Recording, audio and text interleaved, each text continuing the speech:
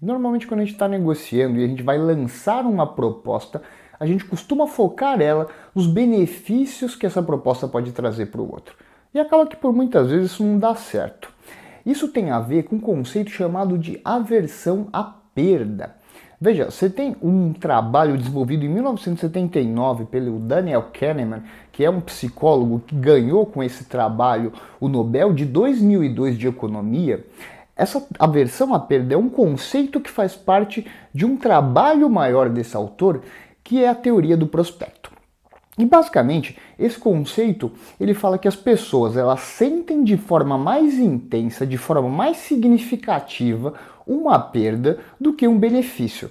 Então, quando você perde algo, isso dói muito mais, isso te afeta muito mais do que quando você ganha.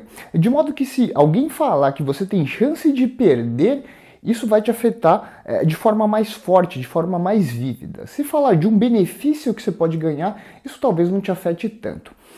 Acontece que a gente precisa entender como que se dá esse link, por exemplo, da economia comportamental, ali dessa teoria dos viés cognitivos, com uma negociação. Tem muita gente que não se dá conta disso. Veja, a negociação ela pode ser vista como uma prática. É o que normalmente a gente vê por aí quando a gente fala de negociação. Então a gente fala, bom, negociar é uma prática, é um ato de negociar e a gente faz associação da negociação com uma arte. O que de certa forma está correto também. Negociação, ela tem arte nela. Ela tem arte porque, como ela é um ato, isso exige uma certa perícia. Isso exige um domínio do ofício do ato de negociar. E esse domínio, essa precisão, essa perícia, essa maestria, ela se desenvolve em termos de arte mesmo. Essa parte desse domínio não é uma parte científica. Mas veja, a negociação ela precisa estar lastreada de base científica. Um exemplo que eu costumo dar é o exemplo, sei lá, da medicina. Imagina a medicina em si. A medicina ela tem um componente que é o atendimento médico, que é o clínico. Por exemplo, quando você vai no médico, você chega lá e reclama de alguma dor. E ele vai analisar isso e vai fazer o quê? Uma prescrição de um medicamento. Então ele vê os seus sintomas e fala, olha, esse medicamento é mais adequado para você nesse momento. O que ele fez ali? Ele fez um ato médico de prescrever o medicamento, certo? Mas veja, esse ato de prescrever, ele não é um ato por si só. Não é simplesmente prescrever, não é o ato de fazer isso, quer dizer que ele está praticando a medicina como um todo. Ele está prescrevendo, é uma pequena parte da medicina.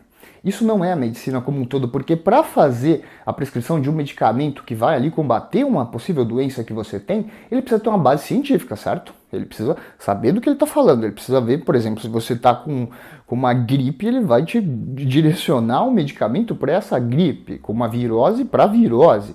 Então, ele precisa ter um lastro, um norte científico muito forte. Ele precisa entender daquilo com a base, com certo rigor metodológico e científico. Com a negociação é a mesma coisa. As pessoas podem negociar. Da mesma forma que o médico pode prescrever, ele pode prescrever. Agora, será que o medicamento que o médico prescrever vai surtir o efeito esperado? Para surtir o efeito esperado, não basta prescrever.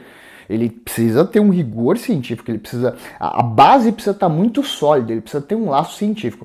Na medicina, isso é a base científica das ciências médicas, né? Na negociação, é a mesma coisa. Então, assim, não é só fazer uma oferta para o outro. Eu não vou só ofertar. Ofertar, todo mundo oferta. Mas é ofertar de forma com que eu pegue ali aquela base científica das negociações, que como a negociação é um campo interdisciplinar, isso vem das diversas ciências, da neurociência, da psicologia, da economia comportamental, eu vejo se tem sentido isso e ali prescrevo e ali utilizo a técnica de negociação e ali faço a minha oferta. Então é isso, às vezes a gente pode ter na nossa mente não muito clara o que tem a ver um conceito de economia comportamental, de neurociência, de viés cognitivo com negociação. Não tem tudo a ver, né? Essas ciências se dedicam a estudar o comportamento, elas dialogam com a negociação, de modo que elas compõem, sim, a base científica da negociação. Lembrando, negociação não é só a questão do domínio da arte, mas é também a base e o rigor científico.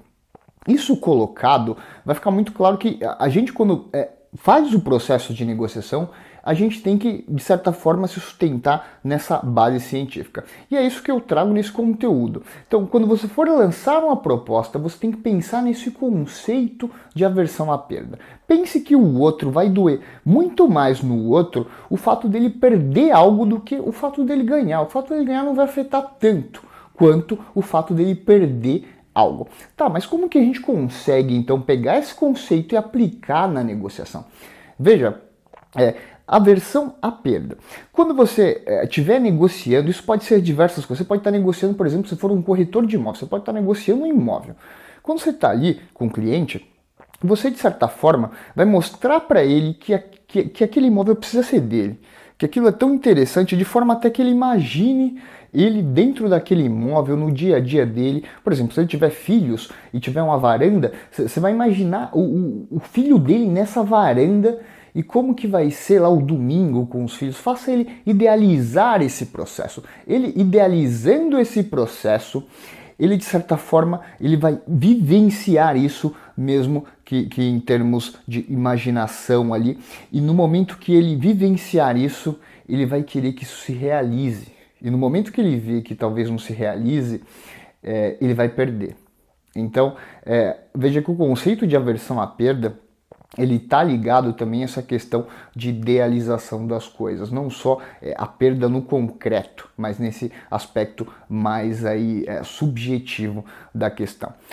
A questão é que assim, então quando você estiver negociando, pense em focar na perda. Quando você for oferecer uma proposta para o outro, não foque nos benefícios, foque no que ele pode perder. Se você não aceitar, por exemplo, se você não fechar acordo para a compra desse imóvel, olha o que você vai perder. Você vai perder um domingo maravilhoso com sua família, com seus filhos. Imagina como é que vai ser.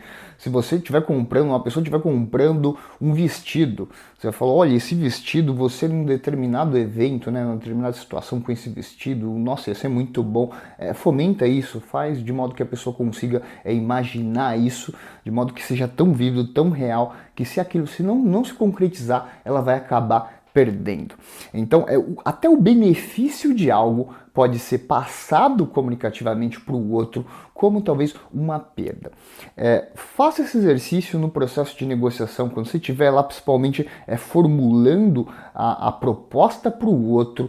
Coloque muito mais, use mais esse apelo à perda. Foque mais no que o outro vai perder do que nos benefícios que ele pode ter aí comprando de você, fechando o acordo de você. Eu tenho certeza que se você fizer isso, seus resultados vão melhorar muito na negociação.